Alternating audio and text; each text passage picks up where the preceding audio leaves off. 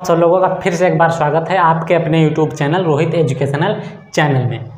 तो आज हम बात करेंगे संविधान के भाग 3 की, क्योंकि दो भाग हम बता चुके हैं पहले ही, और संविधान के भाग 3 की बात करेंगे। इसमें बताया था हमने अनुच्छेद 11 तक बता दिए थे। इससे पहले अनुच्छेद 11 तक बताने के बाद में हम अब बात करेंगे 12 से लेकर। तो 12 अनुच्छेद 12 क्या बताता है? 12 बताता है, तो ये हम बात कर रहे हैं भाग 3 के संविधान के। तो अनुच्छेद 12 क्या बताता है? अनुच्छेद 12 ये बताता है कि राज्य के बारे में, राज्य की परिभाषा देता है। अनुच्छेद 12 बताता है राज्य के बारे में, बताता है कि राज्य के बारे में बताता है। तो ये जो अनुच्छेद 12 है ये थोड़ा बड़ा है, तो इसके बारे में हम स्ट्रीम रखेंगे और उस पर हम बात करेंगे, ठीक है।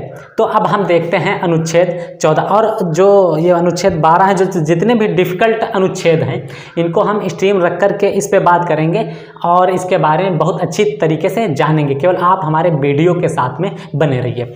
तो देखिए, अब अनुच्छेद 12 के बाद अनुच्छेद 13 का बताता है।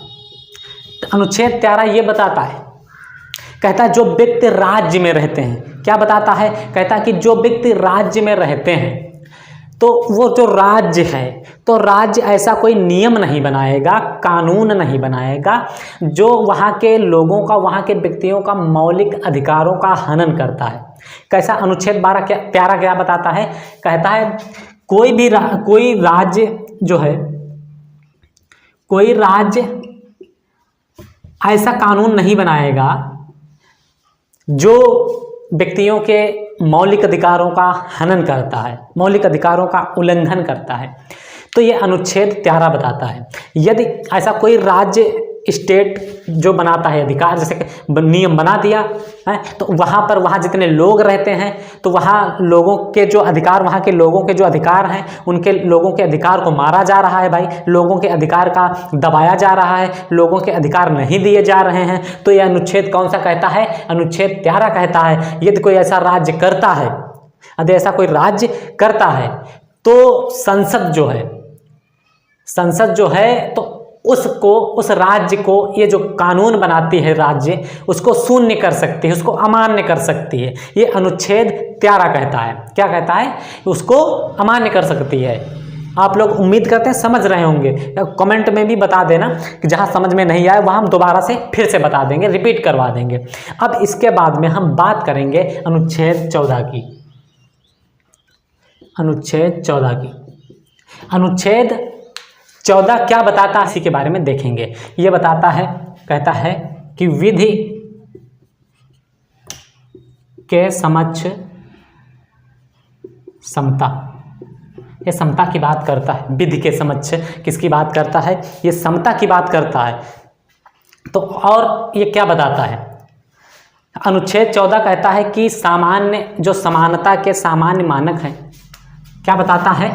कि जो समानता है, समानता के सामान्य मानक जो हैं, मानक हैं, ये जो सामान्य मानक हैं, इनको क्या करता है? समाहित करता है। क्या करता है? इनको समाहित करता है और बताता है।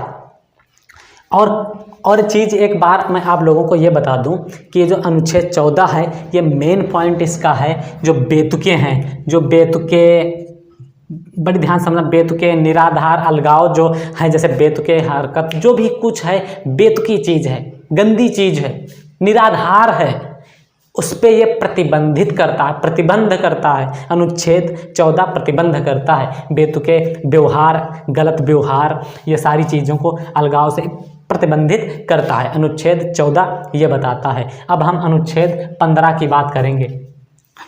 अनुच्छेद 15 की बात करेंगे। अनुच्छेद 15 ये बताता है कि भारत देश का कोई भी नागरिक, एक नागरिक दूसरे नागरिक से, ये मूल ऐसे ही बता देते हैं, ध्यान से समझना, ये ज़्यादा आसान, कठिन नहीं है, आसान है।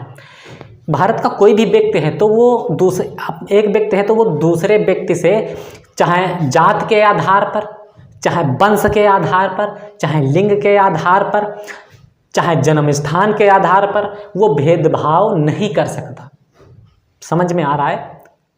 वो जैसे चाहे जाति, जैसे चमार, पासी, धोबी, धानुक कोई भी जात है तो वो कह रहे भैया धानुक है, हम इसमें नहीं खाएंगे, और उसको अपमानित करता है, तो साफ साफ इनकार करता है, कहता है कि कोई भी नागरिक होगा भारत देश में, वो ना तो जात के आधार पर किसी से भेदभाव करेगा, ना तो किसी मूल वंश के आधार पर भेदभाव करेगा, ना तो जन्म स्थान पर कि तुम वहाँ रहते हो, अरे तुम वहाँ रहते हो, हमारे से दूर रहो भाई।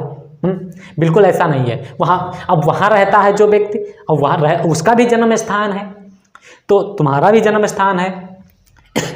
तो इसलिए ये अनुच्छेद 15 कहता है कि ना तो कोई व्यक्ति मूल,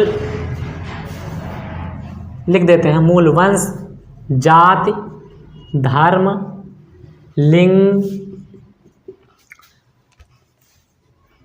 के आधार पर कोई भेदभाव, इस जन्म स्थान भी आता है के स्थान पर कोई भेदभाव नहीं करेगा। ये अनुच्छेद 15 आता है। तो हमने बताया अनुच्छेद 12 से 15 तक बताए, ठीक है। अनुच्छेद के 12 में क्या बता रहे हैं कि 12 में बता रहे हैं राज्य के बारे में बता रहे हैं। तो ये थोड़ा बड़ा है, तो ये बड़ा है तो इसको हम स्ट्रीम करके बहुत अच्छी खासी विधि से इसको हम समझाने की कोशिश करेंगे, और आप लोग इस चैनल को ज़्यादा दूर तक बताइए इसके बारे में।